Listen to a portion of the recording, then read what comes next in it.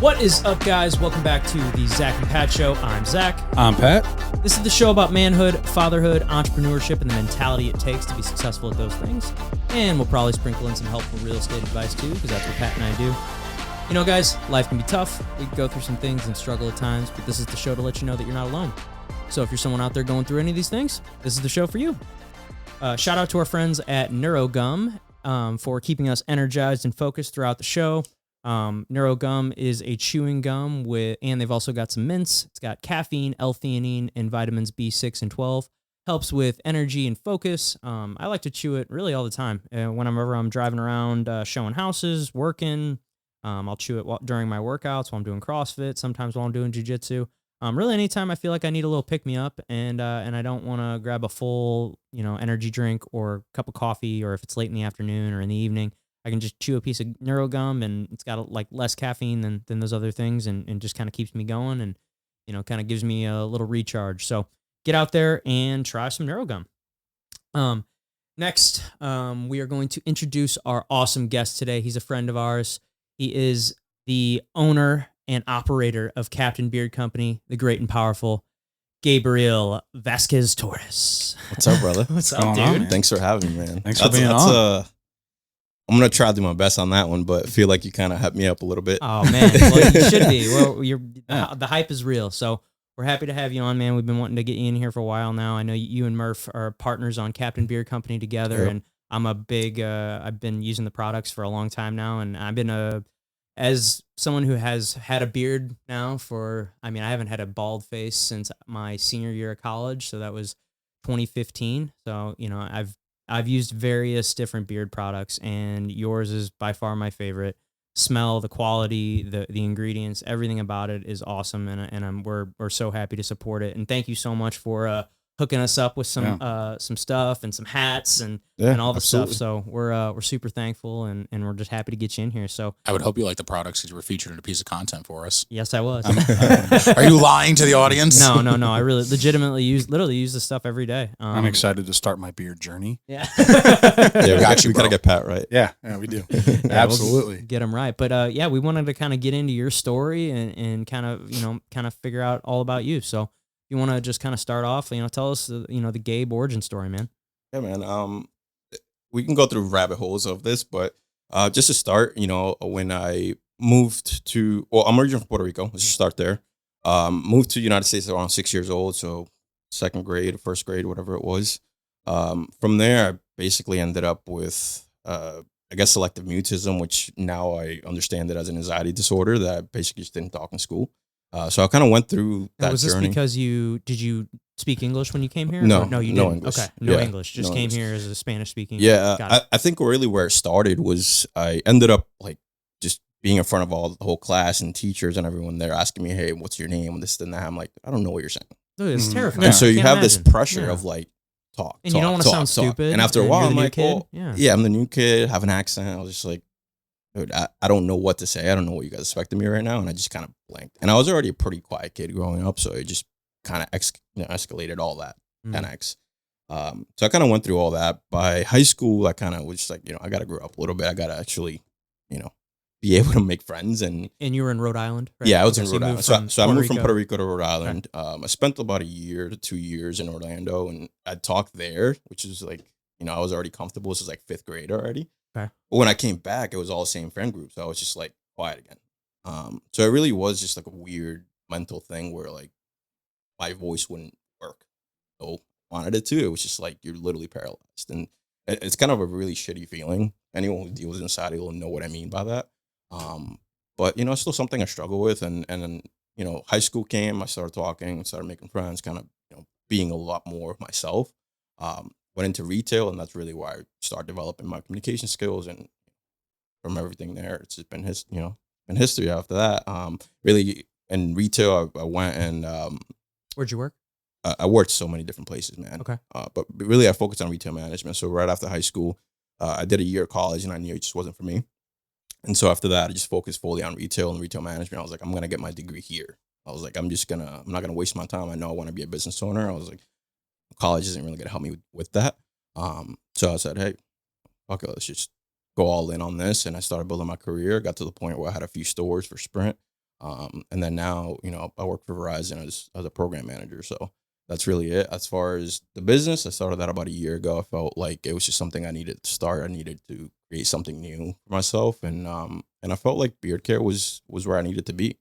The people that we surround ourselves with, a lot of them have apparel businesses and all this stuff. Like, well, no one's taking care of the men, right? No one's taking care of the body washes, the beard care, the pomades. No one's taking care of any of that stuff and providing a clean product. So why can't I do that? And so that was it. And it was like, let's try to figure out how we can create a message and really help men, not just from their grooming perspective, but their mentality, their community, the network. Let's try to put people on to connect.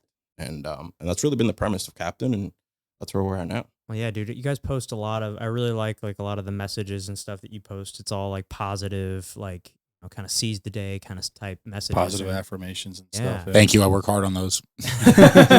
No, it's great. And it's such a great message, and it really resonates with us and a lot of the, stuff that we kind of preach on the show. So it's, yeah, absolutely, man. I mean, that's a goal, it's just trying to help men out, whether it's, mentally or physically or, networking or whatever, I just, for me, I was like, if I can help one guy out, like for real, then I've done my part. And so, and I know we've done that. It's just a matter of being consistent with it and getting the rest of the nation, I guess, involved. Yeah. Now, where did this drive to help people and help specifically men? Where did that come from? I think that really came from COVID. Okay. That's a great question, actually.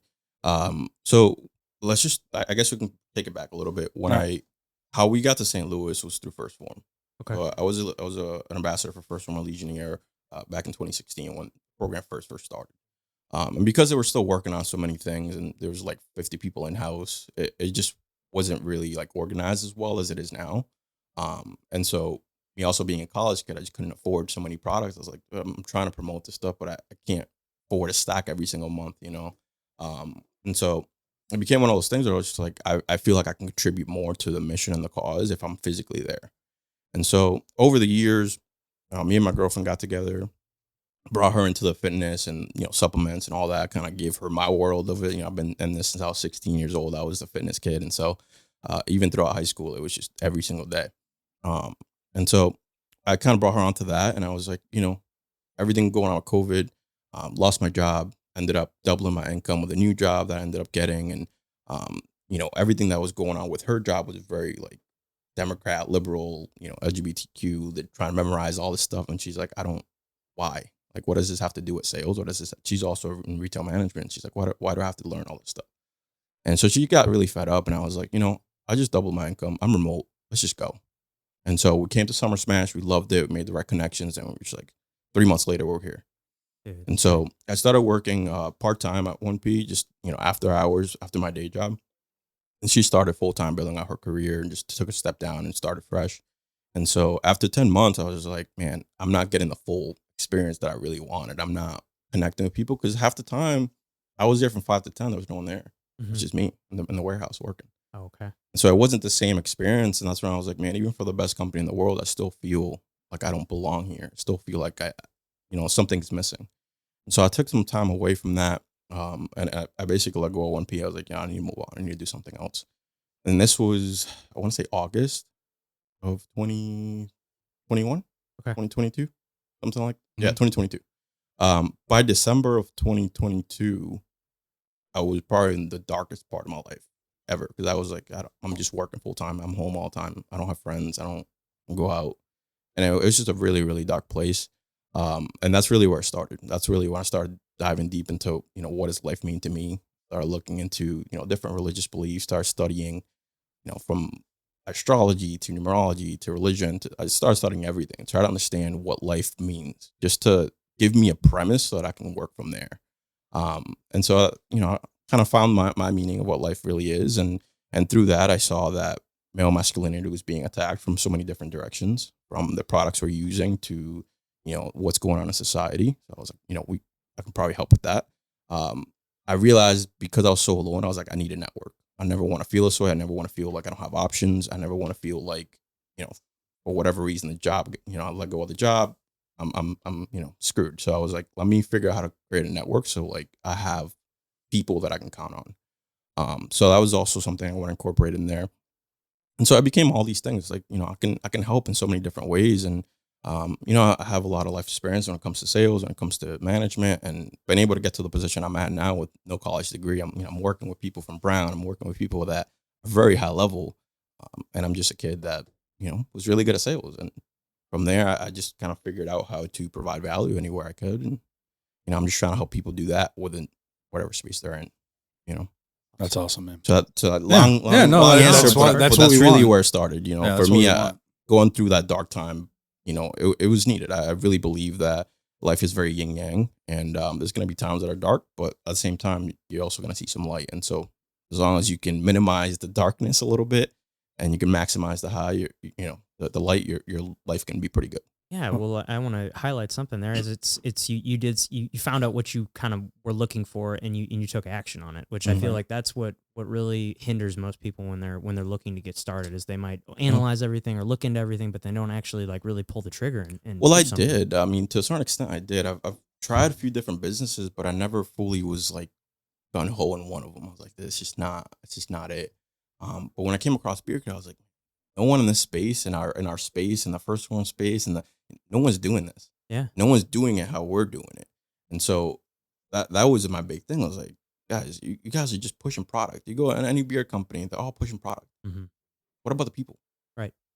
Well, it create like a community around it, and that's something that we can really look at First Form and you can take from them, because I feel like they've been the best at it. Is like they've been such huge supporters from the very beginning. Yeah, and they just make you. I mean, like I know Andy's talked about it multiple times, but it's like he made vitamins cool, and it's like, and that was it, man. It's like, how can I create organic beer oil cool? Not even just that, but how can I create organic products that are cool? Yeah, for sure. Right, and like just bringing back a healthy lifestyle, like that's what he's made cool again, and everybody, like, that's what's awesome to see. Like, there's a top producer for my company out in Arizona, and she posted something on social media about hearing about 75 Hard. And she was talking about it, and I just wrote on there, commented to her, and just like, hey, look, read this book. This is going to break down everything you need to do, because she was talking about creating her own version of it. I'm like, hate that. I'm like, don't do that. I was like, read the book, go through it, and then she just put up a post yesterday after 32 days into it, and was like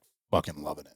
Like it was awesome to see like how that's spread across the country, and just because of the culture and that he's created. And it sounds like that's where you're heading, and that's awesome. And I think that's the best way to go about it. Exactly. And I think the goal, I mean, even for us now, we're still so young into this, that really where I want to go with it is, doing maybe a conference a couple times a year where we can really get people involved and provide value and be able to physically connect with people here in St. Louis and throughout the nation. How cool would it be to, do like a big captain meetup, or like a, kind of like a summer smash type thing, where you kind of all get everybody together, and you get a bunch of vendors there and get a bunch of people, and maybe you get, So I was thinking actually more of like a seminar, but for people who are local here, right? Because my idea around it was like, okay, if I was 18, 19 years old right now, what would I need? I need connections, right? I need mentors. And so I was like, okay, if I can create that with people like you, people, that are on other different sectors, how can I, involve different types of industries into one big thing and say, okay, how can we dominate in every area now, guys? How can we do this together? Right. And that's the goal. Well, we talked about this recently on the show, because we were trying to we just had, we took a couple weeks off with the baby coming due or being born and all that. And we're just kind of recapped on what it was. And we kind of talked about the demographics that we were going after. And one of the ones that I mentioned was my assistant coach. I coach a 16U team, and he's just out of college. And we listened to a couple podcasts on the way to a trip to Kansas City. He's like, dude, this is awesome. Like, so I'm like, that's the demographic that we go after, because those are the ones that are new into real life and need that, because they're coming from whatever you're learning in college to what the real life is going to teach you. And you have to be able to adapt to that. And there's going to be struggles. And for all you guys out there that are of that age, the value that you're getting from this podcast and from people like Gabe and organizations and companies like First Form and their communities, like, listen to that.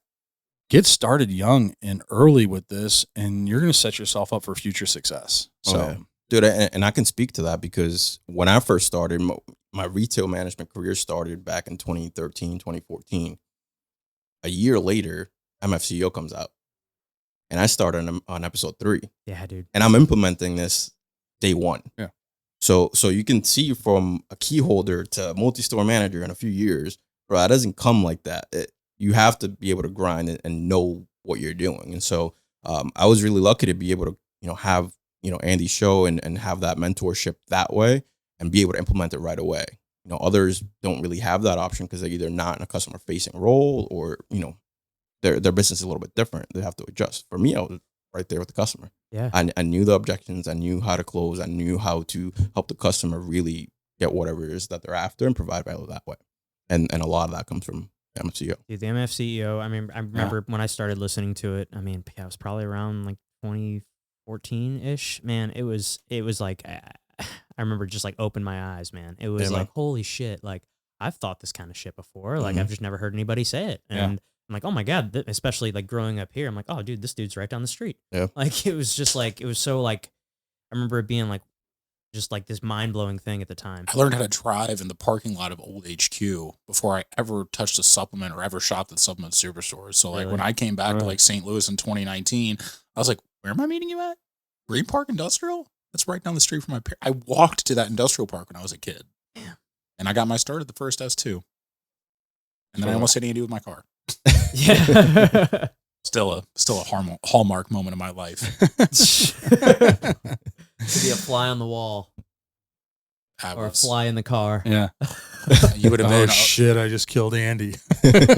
Just to see that, like, I was driving and I loosened my grip on my steering wheel, was torqued to the left just a little bit, and so it moved just in his direction. He just happened to catch it when he was like on his phone, throws his hands up. I'm like, man, that guy's pissed.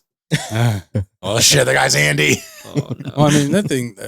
If you guys have ever driven back there, there's some sharp turns in there. Yeah. And blind turns. It wasn't even like I was going fast for real. It was just like the most inopportune moment to just grasp the most inopportune human's attention. I'm just gonna, you know what I'm getting at. Yeah. Well, let's go back a little bit. So from Puerto Rico, what was the reasons for coming over to the United States? Dude, the American dream. Yeah. Yeah. The whole family and everybody and so it was basically my stepfather the mom ended up getting with someone a couple of years prior to us moving out here, which became my stepfather. My stepfather ended up getting a job in Rhode Island as a teacher, making very good money at the time. This is early 2000s.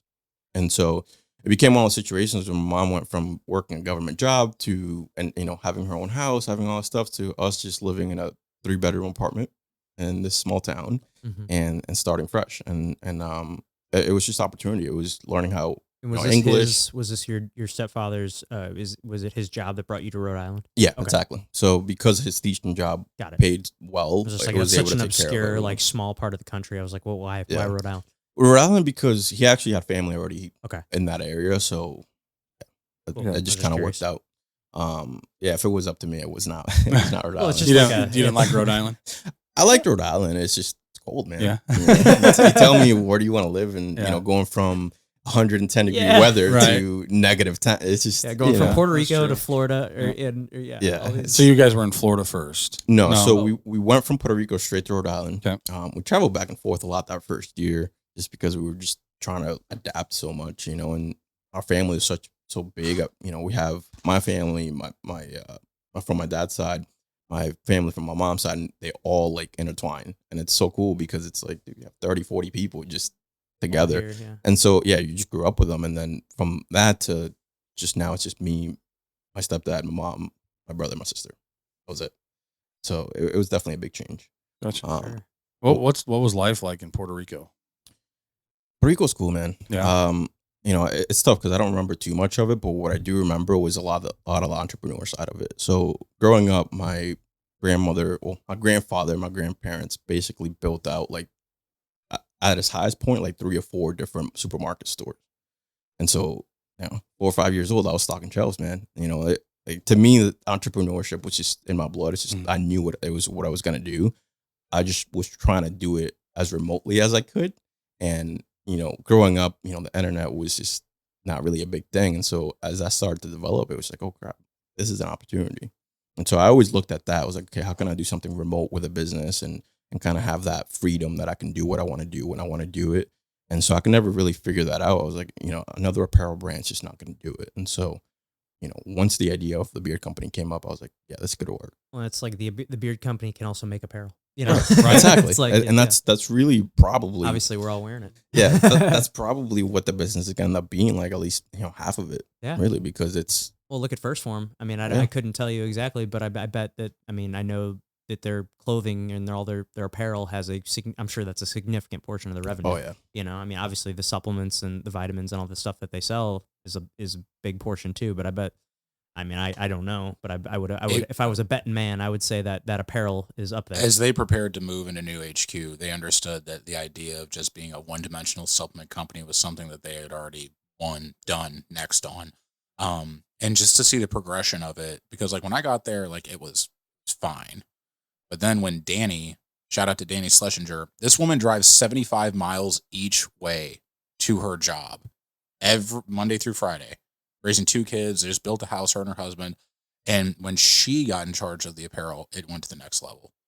Yeah, it became stylish, like the shirt that Pat has on now. It just jumped up, and especially when they got the new logo out, understanding that it wasn't just going to be a supplement company. This was no longer just fitness industry, that like lifestyle, and that's hopefully Yeah, I mean, I think they really had the transition because similar to you, I've kind of seen it from the back end of it. Yeah, it was a transition from being fitness and bodybuilding and all that stuff to wellness.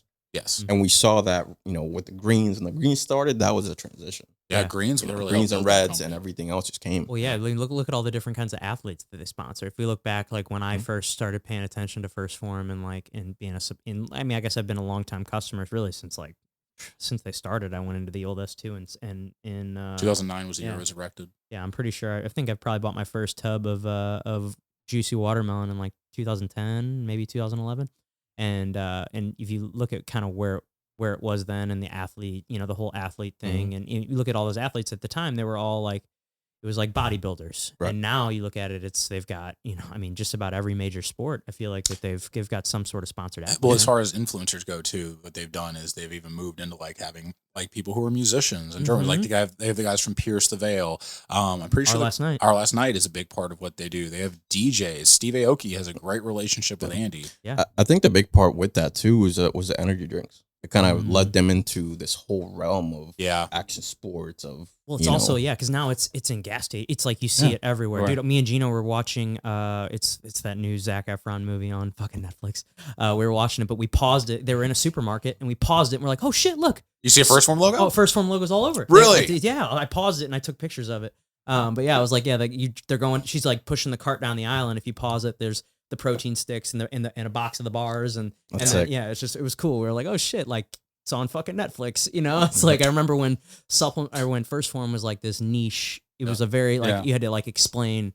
Oh yeah, it's a supplement company. I remember during Tyron Woodley's like last UFC fight, which was not a good showing for him. He got knocked out, tapped out, and what was the other one? Slapped out, I think they said. And that's like it was kind of novelty because like he had the old logo on his shorts right before they stopped doing sponsors and everything. And like it's just kind of cool to see what it's turned into, especially if you go to like Busch Stadium. You see just like we're proud.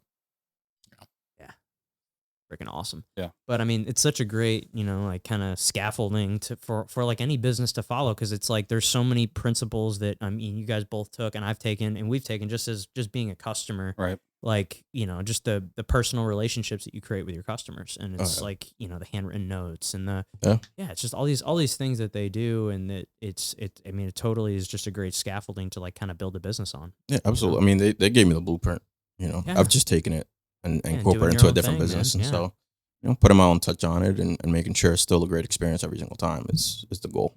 Awesome. And what's some of the goals moving forward for Captain Beard Co.? Well, like I said earlier, conferences really want to create something cool with that, whether it's, 50 people, 100 people. I'm sure it'll grow from there, but I really want to do at least a couple of those a year. That would be cool. As far as apparel, stuff like that, that's all coming. Yeah. So as far as scents, I mean, I have a few that are coming out, but there's only so many scents we can do. And once someone loves a scent, they don't really want anything else. And so, we'll do stuff here and there, but I think we're going to be pretty limited on that. And how many scents do you guys have currently? We have 3, and then the unscented. Okay. And which is like what are the three? tobacco, vanilla. That's been my Yeah. my go-to. The Coastal Drift, which is a great summer one, and then the Mahogany and Teakwood. I slept on Coastal Drift. I've been really big on the other two, and as a big piece of the company, like I've been exclusively using the beard wash, dude, and I'm impressed. It's very unique smelling, and they're all great, but don't sleep on Coastal Drift, y'all. Yeah, dude. Well, this is something that I definitely wanted to highlight, and this is what this stuff has done for me. And I mean, I was looking in the shower the other day. I've been using this for a couple months now, and I have it sitting in my shower, and I look at it next to like another face wash that I have there, and it looks like kind of like a mainstream brand that you'd see in just about every supermarket. I'm not going to name them, but I turned it around and I looked at like the ingredients list, and I'm like, holy shit! Like Captain has like how many ingredients are on here? 1, 2, 3, 6, 7. Six, 7. Yeah, and I look at this other one, and it's like a paragraph long, and you can't pronounce any of the things. Like if you paid me, I probably couldn't pronounce half the words on that. And I'm like, holy shit! Like that right there is so cool. And what this has done for me specifically, like I'm embarrassed. I mean, this is something that I'm sure I'm not the only guy out there that struggles with this or has this happen. But like, I'll get like really bad like beard dandruff, and like I wear a lot of black, and I always like anytime I'm wearing a black shirt, I gotta like, pay attention to make sure I'm not like, getting all these nasty flakes and stuff. But I've noticed that this stuff really, really helps with that, as well as pairing it with the oil and stuff. And I put it on every day. So. Shout out to you guys for helping me out. So I mean, the goal really with the beard care was to fix probably like 5 or 6 things. Now I'm not gonna remember all of them, but the big one was the greasiness.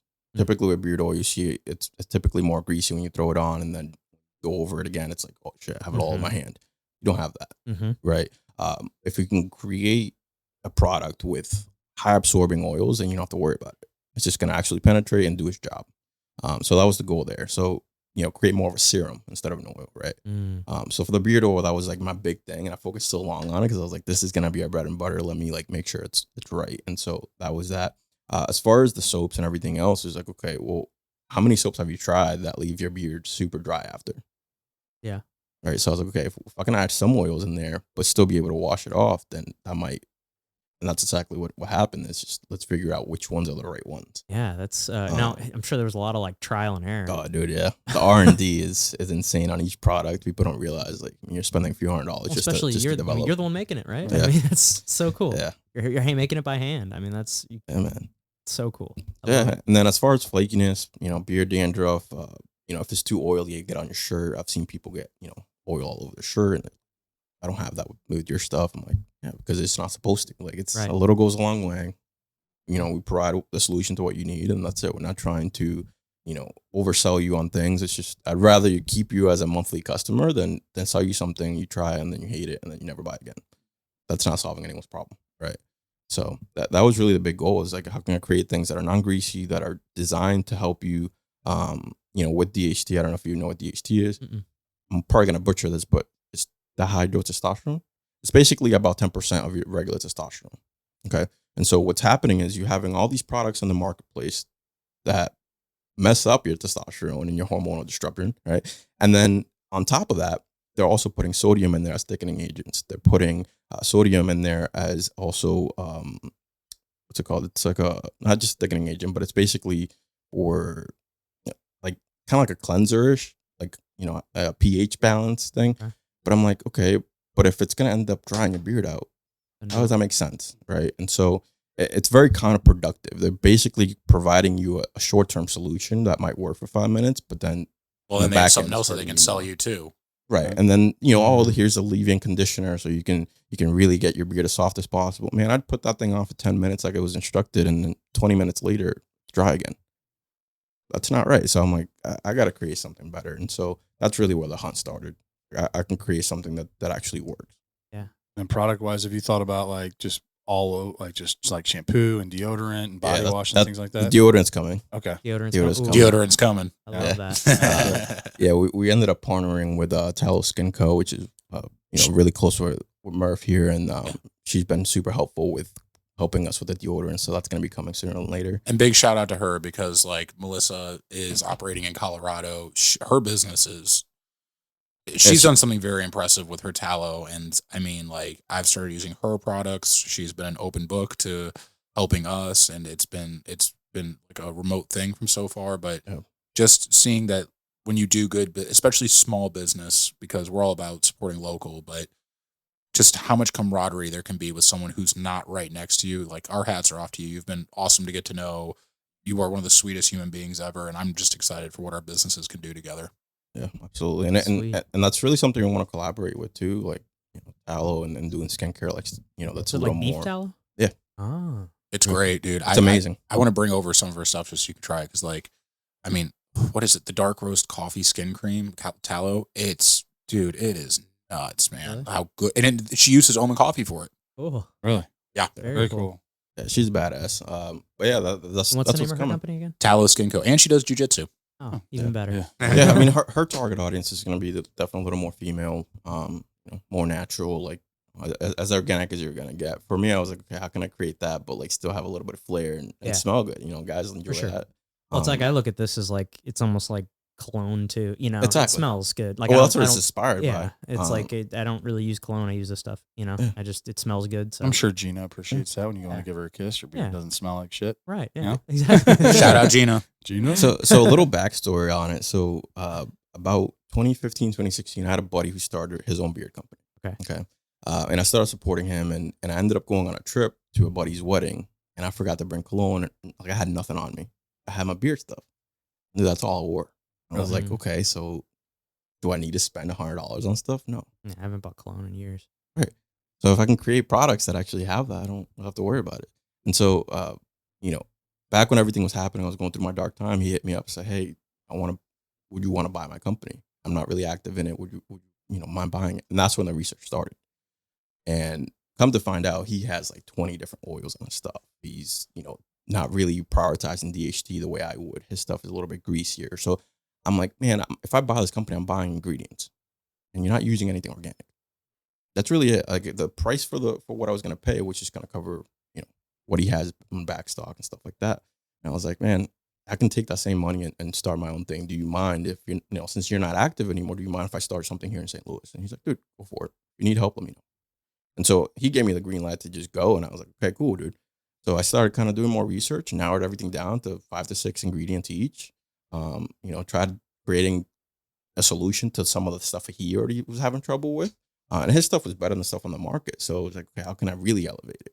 And that's where organic products came in. That's when R&D really started for me. Yeah, so I guess I just come curious. Like, you just got me thinking here. Is like, all right, how like if I wanted to start where do you get these ingredients? Like, is that like something you buy them? You buy them online? I mean, obviously you buy them, but like, do you like find them online? Do you buy them locally? Yeah. Like, I'm just curious. Like, how did It's tough to find them local because a lot of the stuff is imported. I mean, you're not going to find jojoba oil in the Yeah. U.S. It's going to be imported. Same thing with shea butter. Same Sure. thing with beeswax. I mean, anything that I can get in the U.S., I'll try to get local. There's a local manufacturer here in Manchester, Missouri. Okay. And they actually fully focus on candles. And so I buy my beeswax through them. I buy my wicks through them if I do the Oh candles. yeah, so you do candles And as so well. and so I'll use that beeswax for my other products as well. So I'll try my best to work with small businesses, and I try not to go on Amazon as much as possible, but unfortunately, it's just the name of the game. And if I want a certain ingredient fast, or if I want certain packaging fast, and no one else in the area carries it, I have no real option. Yeah. For But sure. what I try to do while I'm on there is make sure I'm supporting the small business. Yeah. No, it's So, so cool, man. It's a little bit of sourcing. I have a few other vendors that I'll source through in the U.S., but I try to do everything U.S. I don't really ship stuff in or anything. It's awesome. We're very Yeah. proud of our Yeah. American heritage here. Yeah. That's awesome. And so talking about R&D, I mean, how long did it take you to create the products that you have out here now? And that, It's still been an adjustment, man. Yeah. I will say, so I came out with the unscented line. I started working on it around, and this is when Omen first started. So like Omen really helped. I want to give him a shout out because it's like, dude, I went through that dark time, and then Omen started, and I was like, oh shit, this is a big network of people that are like minded, and that brought me to understand like, oh, I can actually do something with my creative. I've been tuning that down so much because of my corporate job, because I'm not really working on anything that, like, as a kid, I used to draw. I used to do portraits. Like, I was very artistic, and I kind of let all that go and went way more analytical, way more business. And I was like, man, if I can touch into that a little bit, I think I can create something cool. And so seeing graphic designers around me, seeing, web designers around me, seeing, you Shout out to guys, Pat. Yeah. Pat help you with these? Big meat. No, Pat didn't help me with them, but Pat's been a great guide as far as giving me some pointers, where I should look, how can I design things, But the original logo started with just the captain, and that was going to be an apparel company that a buddy of mine actually designed for me. And so when I went to start this company, and this was probably when it opened, Omen started April March of 22. March. It was so 23 actually. My bad. 23. Yeah. Yeah, because he's been a year. It's last year. Yeah. Yeah, I was gonna say it's been 2 years. Well, he started the coffee like right after he left First Form. So yeah, so March, I kind of started with the idea of it, and because he my buddy kind of already put that, like the idea in my head back in December. I kept going back and forth with him, like, hey, give me numbers, let's figure this out. And he was just very, lacking communication. I'm like, I'm just gonna keep doing my own thing. I've already put 30, 40 hours into research. I'm just gonna do my own thing. And so from March to, I think, by Memorial Day weekend was when we launched. Yes. So however many months that is, but I was pushing through trying to get R&D out quickly. 3 months. Yeah, because I was just like, the quicker I can get this out, the quicker I can start selling and really creating the brand. And so, it was 3 months of just straight up R&D and just trying. I mean, the bombs and the butters, I probably did probably 10 to 14 different variations of them. And then as we went along, our first big thing was First Form's Father's Day. That's what I was saying from the very beginning. They've supported us. And so my initial investment was pretty much returned when we were in the green right away. And so that the oil would separate on the beard wash. So like there's certain things that like I was like, oh, shit, like I didn't do this right. So we added Gorgum. So now it's a lot thicker. It's gonna be, our beard butter was kind of, the beeswax was actually melting a little too quick. So it's creating little pellets in there. It wasn't like a smooth. I've noticed. Okay. Yeah, I remember that on the first bottle I bought. Okay, yeah. We'll get you a new one. No, you got one. Well, this is the bomb, but we'll get get you a new one of the butter for sure. So I figured out how to create that super smooth and silky. So like, there's things that's been improved over time. The only thing that hasn't been touched is the beard oil. Okay. I just dialed it the first time. First time, dude. Well, it's great. Yeah. I mean, like that's the stuff. I mean, I use it all the time. I mean, I've even like I'll get dry skin on my face and I'll use it as like a face, like it's super versatile. I mean, you can literally use that just as cologne if you really want to. I mean, like I'm telling you, like with jiu-jitsu, like I'm constantly using my face as a battering ram. Oh yeah. So I hear that. like I just get really dry skin on my face and stuff, and I use the beard oil for that, and yeah, it's awesome, bro. I use it all the time. Yeah. So to answer your question, yeah, it's something that we're always improving on. Always trying to see how we can make it better, solve any problem that comes up. Yeah. Well, speaking of Captain, how'd you come up with the name Captain? Well, I'm from the East Coast, man. Okay. Northeast, East Coast, Newport. All that is down my alley. I love the nautical theme. I've always have. It's something that I was just so drawn to. I feel that. And the idea really came about. I mean, it was kind of the idea of being a captain in your own life, like taking charge, taking control, and being a leader. And so I was like, okay, you have Lions Not Cheap. You have Patriot. You have I'm like, how can I create my own thing? Sure. And that's when Captain started. I was like, no one's doing Captain. No, it's perfect. I was like, it's all aligned. Like go play on the whole nautical theme, like the whole like kind of Sailor Jerry like tattoo. Yeah, like and the old school, tattoos, that old school like sailor look. It's badass. Yeah. I'm looking at your, awesome. the tattoo. Yeah, you and got on your, for me, I didn't want to go too like vintage looking. I was like, I kind of still want to do this more modern, sleek, but like somewhat like Live Fit. I don't know if you've seen Live Fit stuff. Fit, yeah. Dude, I love his design and his work. Like his brain is just Rich Randall Ralph or Randall. Randall Pitch is yeah. I've been following him since the beginning as well, and like literally MFCEO days, and so I remember him being on the MFCEO. That's why I followed him. yeah, the dude's a stud, man, and Randall he was Pitch? able to he was able to create a whole company from one T-shirt. Now he's making over $100 million a year. Kind of the same thing like with our friend Ian too. Ian went like the original Ian's a Patriot beast. too, and we have obviously had a story about that too. Yeah, dude. I mean, Ian is I'm wearing his gear right now.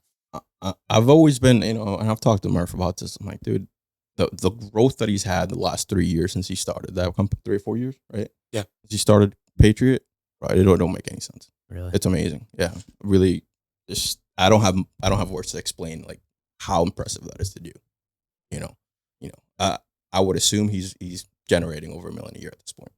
and that's incredibly impressive for 3 years. He was also on Andy's podcast during the height of COVID, which was a big inspiration for his brand, which was, you know, when we kind of go back to like First Form creating apparel, Andy has always kind of said like the grand vision for this is to be the greatest company on the face of the earth. But it's like, what happens if you were to combine Nike and Gatorade into one service? And I mean, look, there are no shoes more stylish than Nike.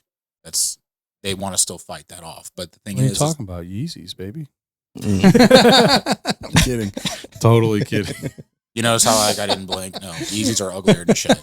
But anyways, the thing about it is though, is that like when you think about like what kind of values that a lot of these companies have, they don't really go with like a strong American, even capitalist spirit. It's like, how can we emotionally try to advertise to you and even use guilt and shame and social issues to do it? And that was Ian's big thing is he was like, no, like I can use patriotism and nonpartisanship to create my apparel brand. And just like the later designs that he's come up with blow my mind, because the original shirt, and he sent me one, it's very, very simple. It's just the word patriot and that blocky text, and it's just army green. And like this one that I'm wearing now and his Longhorn shirt, like, dude, when I was just there in Idaho a couple weeks ago, I was like blown away by how far his brand has come. Dude, I know. And I can see it from the outside. And the crazy part is that shirt's still his best selling shirt. It is. What, the first one? The first one. Original. That's sick. Simple. Everybody wants like, that OG. green shirt, black text. Like, no, you know what I mean? It's not a crazy design. It's just black, American flag. One of my personal favorite shirts is the pedo chipper shirt. I like to wear that anytime I'm out in public. It's just like, these are my values. Pedophiles aren't people. Well, I mean, it's also like the first or the Supplement Superstore first logo with the big like Donkey Kong looking monkey. As soon as I saw that hat at Supplement Superstore, I had to buy one because I thought that was badass. It's nostalgic. He said he paid going back to it. buddy Yeah. like $100 to make that logo or something. Yeah. It's crazy. It's crazy Dude, how that story. This one cost me $150. Really? I love it. And so to cool. think like where it's gonna go, Right? Yeah, it's cool. fucking cool, man. I mean, dude, the logo's awesome. Like I'm looking at it on that hat. Yeah. Over there. Like that looks sick. Can Like, we that's cool. put that hat on? Can we put that hat on camera? We can. I'm probably not gonna release. I'm probably not gonna release the black. What I'm thinking of doing is one for each color. So I'll probably do This is a prototype. gray, tan, blue, and Cool. the maroon, Love it. like navy That's and sweet. maroon. We just got these. And then That's you know sweet. this is These hats the OG, man. This is something that I really incorporate a little bit of everything, right? Yeah, I was looking at the post. You have like all this detail Yeah, behind so- it. Yeah, so let's get into that. So I love the 90s. I know Nike's not where it is now or where it should be now from a political standpoint. But I really, really just fell in love with Nike and Jordan back in, when I was 4 or 5 years old, and I would watch every game and I would have all the shoes, and we couldn't afford much, but we could afford at least one pair a season where we can beat up, during basketball season or whatever. And so like my mom was like, man, I'm going to spend two or three pairs of shoes if I buy Nike, but if I buy Jordan, I can only have to spend one because they're that durable. They work that well. And so it was really a quality thing for me at first. And then from there, they did such a good job with marketing the greatness that it was just like, okay, well, I really enjoy that. And so to this day, I still really admire, the 90s look, that nostalgic, what they were known for, the graffiti, all this. So a lot of this stuff is really designed around that. So I have some graffiti in there, and it's just like, that's what I grew up on, And so for the hat, the idea was keep it simple. It was like, okay, on the original logo, he has a C, right? And for me, it's like a lot of people say, oh, you're the captain. No, we're all like, this is about us. And so I was like, if I can create something about us, I would need to create that C. And so that's where the C started. I was like, it's something simple. And then the flag on the side was really just giving a little hone to, the Olympics in the 90s and the gold around the flag, which is such a cool thing. And then I incorporated our colors into it. So the red, white, and blue, which is kind of like pastel-y, that's kind of our touch. It's just like, it's not too strong, but it's just a little off. And so that goes right back to like the nautical look. If you look at Newport blues or anything like that, it's like a navy, but a little off. It's just, Right. Yeah.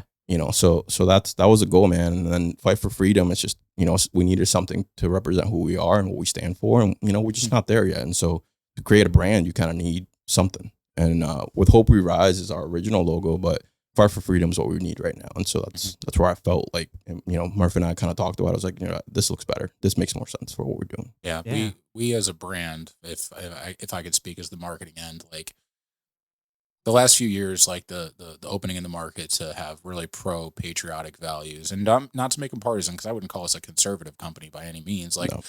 we want to inspire people not just to groom themselves well, but to understand that, like, if you are unhappy with how things are going, then you have to take control of the wheel. You have to navigate these choppy oceans. You have to get hit by a tidal wave or two, but we can all get to where we're going. And that is what the ultimate freedom is. Just like how Andy's always like, personal excellence is the ultimate rebellion. Well, for us, fighting for freedom is a daily fight of like taking up like, okay, what have I got at my disposal? Where do I want to be? What can I fucking do about it? And if you just even start with like, I'm going to groom myself better. I mean, bro, like I'm saying it's working well for me so far. It's one of those things that I really linked me, again, going from a remote job, not working my first one, I have to get ready. I could literally jump out of bed and go to work. Whenever I did not get ready, it was a shit day. Bro, Every single time. And so I was like, okay, I see a correlation here between me like dressing up, getting ready, doing my morning routine, and actually attacking the day, right? Whereas, a lot of people say, oh, start your day with your coffee. That's great. Coffee ain't gonna give you confidence, though. No, right? It's not gonna make you feel better about yourself. It's right? the look good, play good thing from sport. Look good, feel good, play good. Yeah, exactly. And so that was the idea around everything, man. That's what the hat represents. It's a certain standard that you have to keep. And if I see anybody out there with a hat on and have a shit beard or something not lined up with it for whatever reason, dude, I'm gonna call them out, because that's our standard, that's our brand, and that's what we represent. And so if you're gonna go out there and represent and help us out, I 100% enjoy it and I appreciate it. But let's just make sure we hold that standard. Yeah, let's look good. I should probably take this off real quick. Nah, you're good. You're good, We'll get you lined up on camera, dog. Yeah. Well, yeah, and that's another thing. You are also, you cut hair as well. Yeah, man. I started cutting hair at like 14. Okay. Literally Walmart clippers, those colorful white and blue ones. Everyone knows. Oh yeah. And that's really where I started. My brother was cutting hair out in Puerto Rico, and he was going to school for it. And so he kind of got me on a few tricks and tips here and there, and I kind of just took it from there. But really just friends and family and just helping me out, kind of trial and error, cutting my own hair. And, over time, it became kind of a side gig that I used throughout college, for gas, insurance, whatever the case might have been. It was nice to have that skill. Something I never wanted to get into, going back to like, I really wanted a remote business that I can have some freedom in. As a barber, you don't necessarily have that. You're kind of stuck in one spot unless you're a traveling barber, which is really hard to do. Yeah, because how I guess people do that, but it's like, man, how do you build up a clientele? I feel like that's as a barber, you kind of need to, it's the connections. Hyper local. Yeah, it's the connections. You need celebrities if you really want to make it big. It's a lot. Yeah. It's a lot that goes into it, and it's a little more political than I like. So for me, I was just like, it's not for me. I enjoy doing it. I enjoy the craft, but the day it becomes a full-time thing, I'm not going to enjoy it anymore. So I noticed you've partnered with one barber here in town, right? Or have you done? Yeah. So Hillary Romeo, I believe it's how you pronounce the last name. She has Angelo's Collective, and so we kind of created this barbershop scent for her, which is actually what I'm wearing now. It's fucking awesome. But yeah, it's been really cool just to see, from a woman's perspective, how she's running a shop and creating this awesome environment. And I've gotten cuts there myself. Any barber that I work with, I get myself a cut, and I make sure that like that standard is there. If I don't enjoy it, I'm not working with you. And she did a fucking awesome job. Really great. Like really, really great job. I'll have to get you connected with I've got a good buddy of mine too. a place called Iconic Mail. It's in Manchester. You're talking about Manchester. They got another one in Creve Coeur, but it's a place for men. They do all sorts of stuff, but the owner, Jessica Brown, she's awesome, and that's who does mine. And they do really, really well. They do a lot of great stuff. Yeah, I mean the goal with the retail, just to kind of go back to what we were talking about. The goal with the retail, to Murph's point earlier, is we're so pro America that we don't want to go, grocery stores.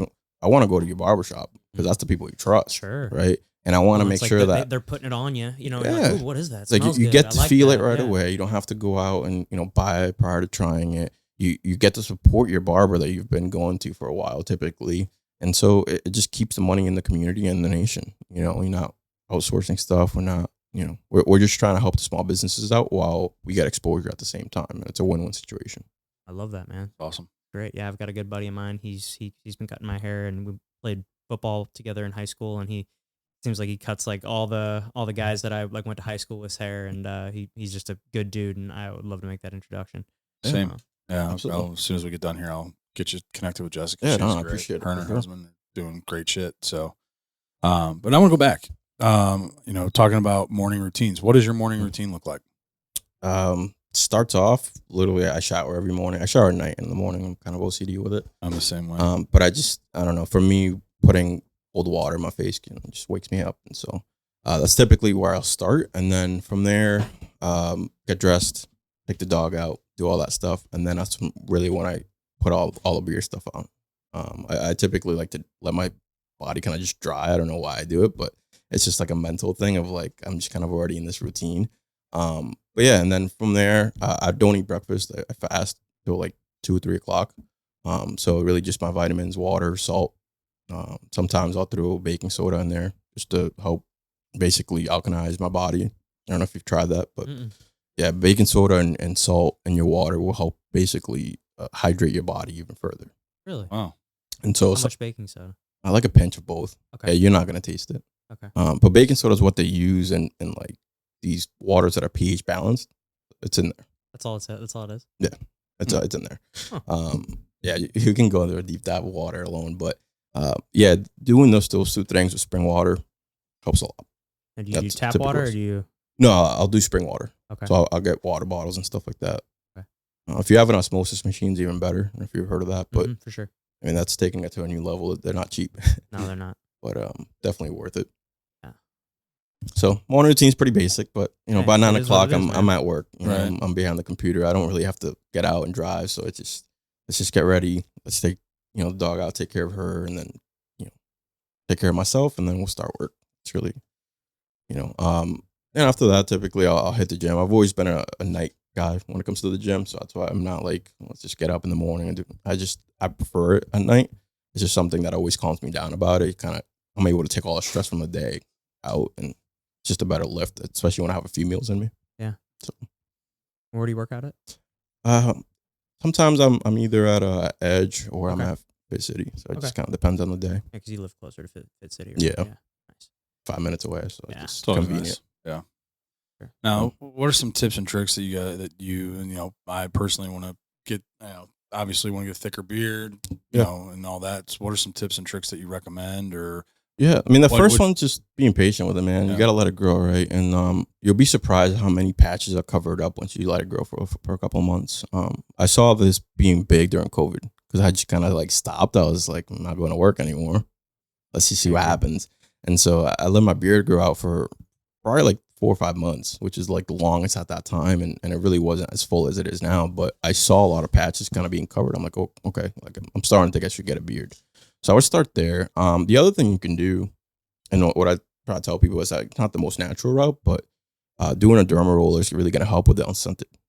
Yeah, I don't suggest doing scented with it just because fragrance oil can be irritating on an open wound. So I would suggest doing unscented and just derma roll a few times a week. is that one of those like spiky rolled? Yeah, you want to make sure it's 0.5 millimeters or less. So it's like super small micro needles. And you just roll that in a couple times a week. Yeah, I'd have to second the just let it grow kind of thing because I mean back when I before I got into the real estate industry I worked in a lot of different restaurants, but most recently a barbecue restaurant, and like it was like I don't know, I was just trying to be the barbecue guy, and I grew out this like really long beard, and I mean I probably didn't cut my beard for I would shape it, but that's really I guess when I kind of got into the beard care thing is when I actually had to start like manicuring and like I did the whole thing, blow drying it and straightening it and doing the whole thing, but like I used to have it like down to here. And but yeah, just letting it grow, I feel like it fills in the the kind of little patchy spots. Yeah, it and definitely stuff. helps. And then going back to DHT, you got to just do anything possible to increase that testosterone. For those who haven't gotten tested, get tested, figure out where you're at. That's another issue for me too. So Yeah. I mean, dude, it's me talked too. about that before. I've been 3 months on TRT and it's been life changing. Really, Yeah. Mentally more than anything. No brain fog. I'm so much more focused. I'm more confident, more secure in who I am, what I'm doing. Even my relationship has gotten a lot better. And so that does help beard growth. Yeah. Not saying you have to get on TRT, but if you can start incorporating the right foods and kind of lower the body fat percentage, all these things are going to help the average person. If you do have low testosterone, TRT can definitely help. yeah. But yeah, it's been super helpful. But that's what I would recommend to Just like anything else, diet, Yeah. water intake, all these things are going to help. How you do one thing's how you do everything, right? Yeah. Yeah, man. It really just goes back to blood flow. If we can increase the blood flow to the area, you're going to be able to regenerate that area and it's going to heal. So if for whatever reason you have some patches, then likely you don't have the hair follicle activated. So that's where derma roller comes in. Okay. If you add, the right foods and it's just going to grow from there. Gotcha. If that doesn't work for you, I don't know, man. So what are some things that you learn now as an entrepreneur that you weren't expecting or things that you did expect that didn't quite happen or? Nothing that I'm new to, like I said, I mean, I've been in this self-development since 2015. It's been almost 10 years now. Probably before that, but like really learning from the MFCEO of 2015 was when he released that. So my mentality was there since I was like 16 though, going to the gym. I think the gym really was where I was, I kind of developed myself into who I am. And that really started when I was like 4 or 5 years old. And that started with Mom. Surprising. Really working out with your mom? Yeah, my mom used to work her government job, and then at 4:00 they had a gym, so she would pick me up, take me there, and I would just watch all these big dudes working. Oh my bad, watching all these big dudes working out, and she was just consistent, and I would just pick up, whatever little weight I could, and do that. Got the itch going. I really did, and so I knew by 16 I was gonna start lifting, and I was this scrawny kid my whole life. I started the gym at 125 pounds, same height I'm at now. So right now I'm sitting at 200. So if you can give you, yeah. So the first 3 months, I got really lucky. I met this dude at the gym that was a trainer, and he was like, "Dude, just work out with me. I'll teach you what I know." And everything with form, old school bodybuilding, but everything was about form, making sure you're not injured, making sure you're doing things the right way. And so I was really lucky with that. And within 3 months, I grew up to 150 pounds. Damn.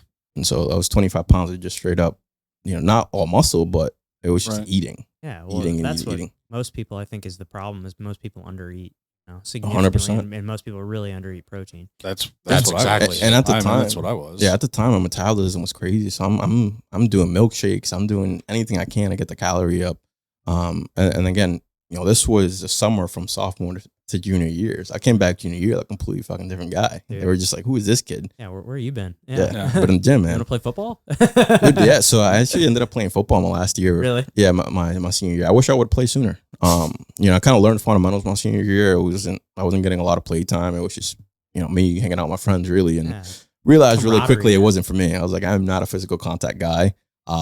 If it was like one-on-ones, different, but football is a different game. I didn't realize how intensive it was. It's very intense. Well, and it's just like there's so many, and it's just so complicated too. I mean, just remembering all the plays and just there's so many different things. There's so going many on. strategies that until you play it, you don't realize as much, and you really got to depend on a lot of people, which is really what it taught me. It's like the true. I mean, there's a lot of sports out there that are. I mean, obviously team sports, but football is one that, like, man, you can't just have one all-star player. No. Like you can, like basketball, different, like you can have kind of one guy that can, kind of take the ball and run with it. But with football, it's like, I mean, yeah, you can have an all-star running back, but if he doesn't have an offensive line, like, or if he, you can have a great offense, but if you have a shit defense and every time the defense goes out on the ball, goes out on that side of the ball and they get dominated, I mean, you're not going to win. So it's just, all 11 guys have to be doing their job. And, that's where I come from, man. New England, Patriots, do your job. Yeah.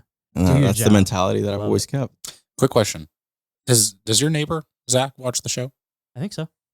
I don't know. I know he sees the clips. It's kind of funny because, back when we were in high school together, Zach has always had a very dry personality. Not this Zach, but Zach Schroeder. And we were decent friends back in high school, and it was no secret that I was not an athlete at all. And I'd walk up and be like, "Is that dude, you been working out?" Be like, "No." He goes, "I know." So just so you know, dude, when I started getting in the gym like 6-7 years later after fucking up my life, I thought about you telling me that every day. Yeah, shout out to Zach, dude. Shout out to I Zach. got some, that where me and my wife were talking about that last night. It's like you can't, neighbors are not one of those things that you can pick. Yeah, But you can't change your neighbors. But boy, you can really luck out if you get good ones. And He's a good guy. I was really really fortunate with getting some great neighbors. Our kids are around the same ages and they play together. And he's a great mechanic. I mean, he's helped me with my truck numerous times, and never will accept any sort of payment or anything from me. So he's just the salt of the earth, just great guy. I think we were like sophomores, and he would let me like share his locker right before I had like the same gym class, so I wouldn't have to like go all the way upstairs and give me a little bit of shit, but like started having the makings of a good guy. Yeah. Do appreciate those years, man. He's a good Thank dude. you. Thank Yeah, you. good dude. But yeah, man. So you were talking about sports, and we were Oh, talking yeah. before the show, talking about baseball. Did you play baseball all the way through high school? No, I played baseball in Little League. Played Okay. a couple years baseball. Pretty good at it. Yeah. I think I probably could have created a career out of it. Just for me, I was like, man, I don't see myself doing this. I think I was really doing it more for my stepfather than myself. And Yeah. so it became one of those things that are just like, Well, good for you, B, for being able to like separate that, because I know like I coach a lot of kids, and sometimes you can just see that it's more the parents doing than they want. So yeah, it's tough too when your stepfather is one of the coaches as well. So Yeah. it's one of those things. I was like, okay, well, I'm gonna have this pressure of like being what I don't want to be, and I knew I wanted to be an entrepreneur forever, man. I grew up with it, so just Yeah, you said you kind of grew up like selling gum and doing all sorts of stuff like that. Oh yeah, dude. High school was cool. Yeah, let me hear about that. yeah. Dude, I would flip shoes. I'd sell, I'd buy pieces of gum for 35 cents for the 5-pack at the school store, and I'd sell them for 25 cents each, just to like have money for lunch, because lunch was $1.50. You were getting a pack and breaking it down. That's it, brother. And if I got the Differently big pack, than I it'd be was. even a game changer, man. Right. Loud pack. Oh, yeah. Yeah. Oh, Yeah. different. I'll break down some neurogum. You know what I'm saying? Sell it piece by piece. Yeah, it's $1 a piece, baby. 40 milligrams. Take it or leave it. The other cool thing is that I was pretty close to the Nike factory store. Okay. Really? So like, yeah, one of the outlets was close to me. So whenever they would have like, Nike, like a Jordan 6 or Jordan 7, whatever random it was, I would just go and I'll buy a whole bunch at discount and sell And them. then go to school. Yeah, sell and them. I would make like $50-$60 off each. And that was like, cool. I made $150 this week, Right. like, Yeah, doing yeah, I would try doing anything I could before I was 16 to, to be able to make money, man. I can't work anywhere. So I was Right. like, no one's allowing me to work. So I might as well make some money off of it. That's such an interesting thing. I never thought about it. I mean, with us, that 16 is like the legal age where you can start working. Mhm. It's like, should we make that? It's like if someone wants to work, that's the thing. Is like if a kid is 14 years old and he wants a job. So- like, so I the think only you have to get a place- parent. I had a job at 13. As long as you get a parents to sign a release. Oh, Yeah, you get a work permit through your high school, and I was able to work at Green Park Automotive from the time I was like 14, and I worked in my mom's restaurant when I was 13. Oh. But that was family. Yeah. So Yeah, in my area, the only place, it was like a supermarket that would hire you at 14. I was like, I grew up with that, and I'm good. I was like, know what I'm not that's going like. back to, I was like, I'm not going back to stocking shelves. Stocking cans good. Yeah, so I took that time and just really put it towards bodybuilding, because that's what I wanted to do. Like I really wanted to be a bodybuilder and just personal trainer and all that. That was my life. And once I started working first, I realized it's not. Yeah. It's a hobby that I really enjoy, and I keep it very close to the chest. I think that's where I want to keep it. Keep it as a hobby. And I thought the same Yeah, thing. I man. remember there was like a very brief time where I thought, oh, maybe I'll do a bodybuilding show. And then I was like, So I did one, man. You did? I did one. That's when I started as a Legionnaire. After that show, I started as a Legionnaire. I got my certifications, did all that, and I was like, man, I hate this.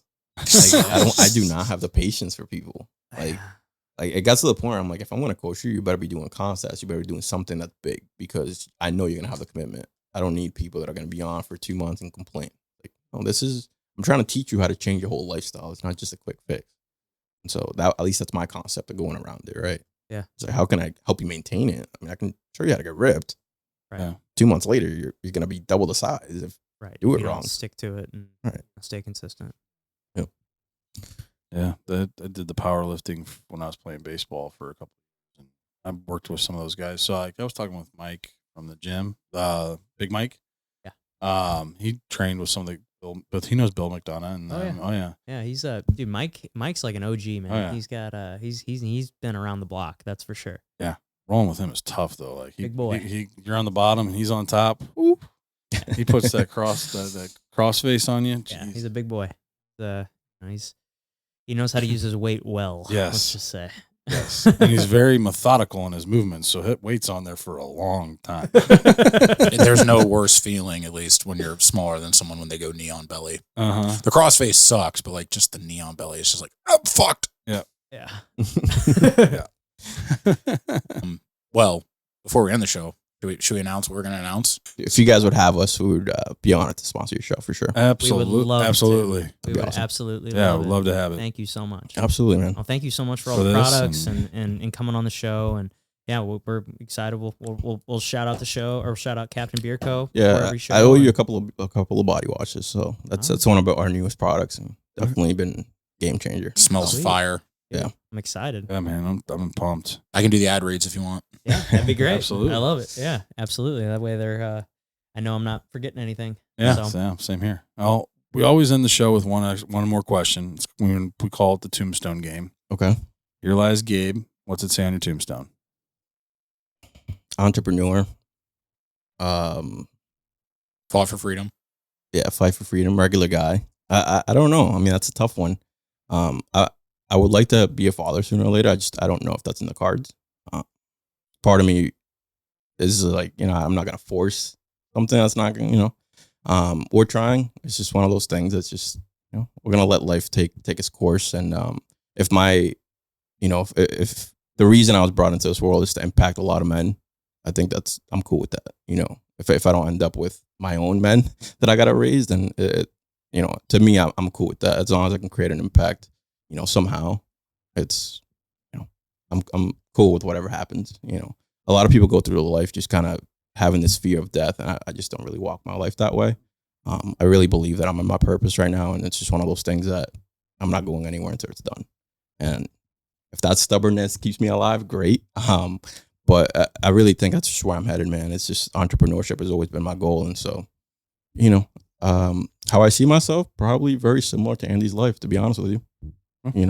Worst case, hopefully a kid or two in that mix, but not. That's just building big businesses and creating a lot of impact. Love it. Awesome, man. Perfect, man. Well, thank you so much for coming on, and thank you thanks so for much having to me. Thanks for Captain Beer this, Co. and- for all the products and Absolutely. sponsorship and the hats and all the stuff. So, Yes. thank you so much. So, guys, if you guys enjoyed the show, make sure you comment below, hit that subscribe button, hit that like button, and we will see you next time.